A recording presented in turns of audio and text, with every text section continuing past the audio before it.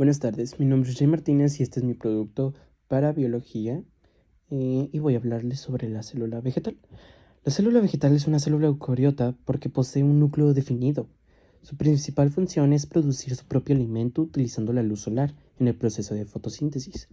Las células de las plantas están compuestas de una pared celular, membrana plasmática, un núcleo, citoplasma, plástidos y otros organelos que serán descritos a continuación.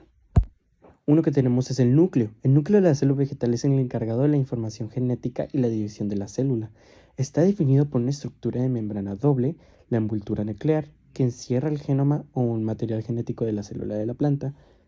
La membrana interna y la membrana externa de la envoltura nuclear se fusionan en ciertas zonas formando pasadizos abiertos o poros nucleares, más bien conocidos.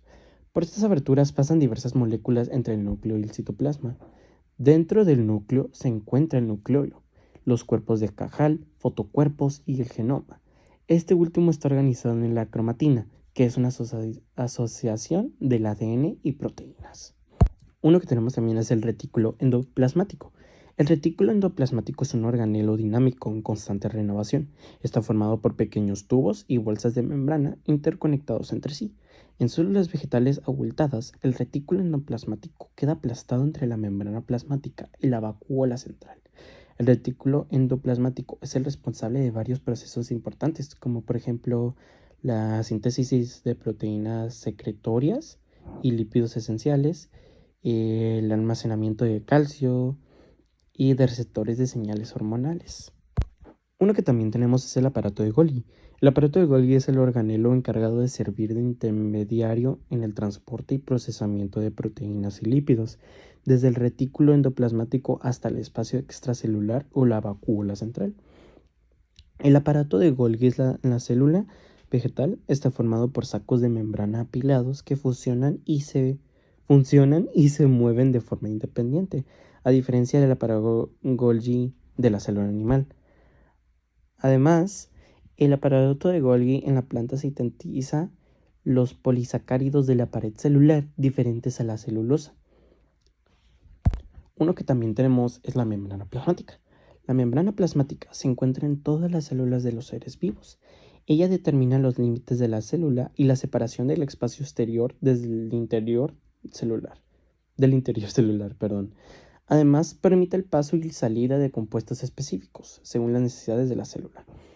La membrana plasmática está formada por dos capas de lípidos sobrepuestas, donde los principales lípidos son los fosfolípidos. Otros lípidos en la membrana plasmática de la célula vegetal son el glucocerebrósido, el galactosiglicérido, el campesterol, el citosterol y el estigmasterol. Flotando entre los fosfolípidos se encuentran gran diversidad de proteínas que actúan como canales, receptores de señales, bombas de iones y proteínas de reconocimiento. La membrana plasmática de la célula vegetal produce tubos que pasan por poros en la pared celular y que establecen comunicación con otras células. También tenemos la pared celular. Como hablé previamente, la pared celular de la planta es el organelo protector de la célula vegetal. Se encuentra en el exterior por fuera de la membrana plasmática. Está construida de celulosa, un polímero de muchas moléculas de glucosa que se unen entre sí. La pared celular es una cobertura flexible pero fuerte que da forma a la célula. La celulosa forma las vigas de la pared celular, pegadas entre sí por la pectina y la hemicelulosa. Esta composición permite a la pared celular crecer, expandirse y ajustarse al estrés mecánico. En la pared celular se secretan muchas sustancias como nutrientes, hormonas, enzimas y péptidos que se mueven a través de la pared hacia las células vecinas. La principal es la vacuola para mí. Una vacuola es un saco de membrana dentro de la celulosa, donde se almacena contenido separado del citoplasma.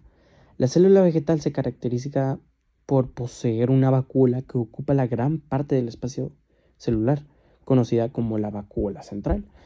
Esta está separada del citoplasma por una membrana simple llamada tonoplasto, con un grosor de 10 nanómetros que controla la entrada y salida de agua de la vacuola. La principal función de la vacuola central es almacenar agua. Luego los pigmentos solubles en agua, como las antocianinas, se acumulan en vacuolas de las células epidérmicas e imparte el color púrpura, rojo y azul de muchos pétalos y hojas. Las vacuolas de las semillas están adaptadas por almacenar proteínas. La vacuola es el lugar de toxificación de moléculas dañinas, acumula compuestos químicos para la defensa de la planta contra herbívoros y controla la turgencia de la célula. Es esencial en el equilibrio del pH y de los iones. Su tamaño es controlado por la hormona vegetal auxina. Uno que tenemos también en la célula vegetal son los plástidos. Los plástidos son organelos dinámicos y variados. El más estudiado es el cloroplasto, que también tenemos otros grupos, pero déjenme explicarles algo. Los plástidos sintetizan clorofilas, carotenoides, ácidos grasos y otros lípidos. Se pueden caracterizar en diferentes grupos según su color y estructura. Lo que tenemos es el cloroplasto, que es el plástido que contiene clorofila, encargado de la fotosíntesis, y se encuentra en las hojas y tallos verdes de las plantas. También tenemos uno que también en mis clases de biología lo estudia, y es el cromoplasto, que son los plástidos especializados en sintetizar y almacenar pigmentos de carótenos. Se encuentran en las flores, frutas, hojas y raíces. Por ejemplo, el licopeno y el betacaroteno se almacenan en los cromoplastos de la fruta del tomate. Los plástidos pueden interconvertirse en distintos tipos durante el ciclo de la vida de la planta. Por ejemplo, los etioplastos, al ser expuestos de la luz, pueden transformarse en cloroplasto. A su vez, los cloroplastos se pueden transformar en gerontoplastos cuando la clorofila se degrada o en cromoplastos cuando maduran las frutas. Y a eso venimos con los cloropastos. Los cloropastos son los organelos de la célula vegetal encargados de la fotosíntesis, como recientemente dije. Contienen clorofila, un pigmento de color verde, que le da el característico color a las hojas y tallos de las plantas. Pertenecen a la familia de plástidos de la célula vegetal que se encuentran en algas verdes, líquenes, musgos y plantas superiores. Los cloropastos utilizan dióxido de carbono y agua en presencia de luz solar para producir azúcares simples que son la fuente de alimento para la planta.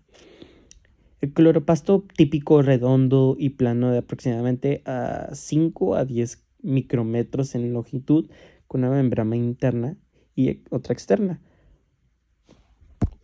La membrana interna encierra el estroma, en donde se encuentran los tilacoides, que tenemos dos tipos, la tilacoide granal y la tilacoide intergranal, o también tiene otro nombre que se llama tilacoide estromal. La granal se comprimen en pilas llamadas grana, en las que un gránulo individual puede contener de 2 hasta 30 tilacoides, y los tilacoides intergranales o tilacoides estromales que están sueltos en el estroma. El cloroplasto mantiene su propio genoma con 120 genes necesarios para las actividades del mismo. Estos son responsables de la síntesis de compuestos como aminoácidos, fitohormonas, nucleótidos, vitaminas y lípidos. Por otro lado, el cloroplasto detecta las condiciones ambientales y sintetiza compuestos que permiten a las plantas hacer frente al estrés ambiental, como cambios de temperatura, salinidad y sequía. También se ha visto que el cloroplasto actúa en los mecanismos de defensa de la planta contra el ataque de agentes bióticos como insectos, hongos, virus y bacterias. Otro que tenemos es la mitocondria. En plantas, la mitocondria proporciona moléculas energéticas en forma de ATP, adenosintrifosfato, en el citoplasma. Además, en estos organelos se procesan algunos aminoácidos, ácidos nucleicos, lípidos y hormonas vegetales.